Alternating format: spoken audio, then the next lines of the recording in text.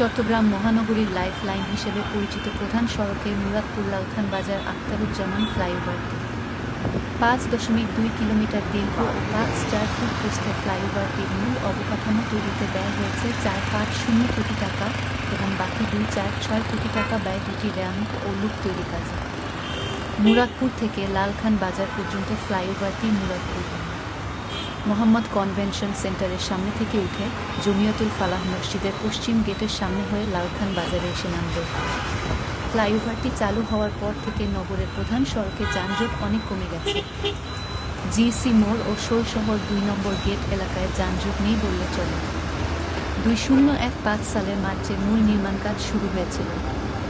চট্টগ্রাম নগরের কালুরঘাট থেকে পতেঙ্গা সমুদ্র সৈকতের আগে কাঠগড় বাজার পর্যন্ত প্রায় 2-4 কিলোমিটার প্রধান সড়ক।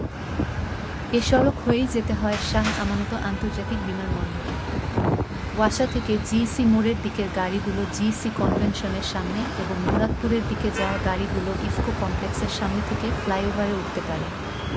মুরাদপুর থেকে জিসি মোড়ের দিকের গাড়িগুলো মেরিডিয়ানের সামনে নামতে পারে এবং ওয়াসার দিকে যাওয়া গাড়িগুলো বুসেন গার্ডেনের সামনে থেকে উঠতে পারে।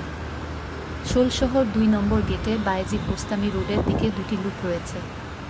একটি লুপ দিয়ে গাড়ি যেতে পারে এবং অপরটি দিয়ে গাড়ি আসতে পারে। বন্দরনগীর যানজট নিরসনে আখতারুজ্জামান ফ্লাইওভারের অগ্রণী ভূমিকা পালন করছে। Post TV.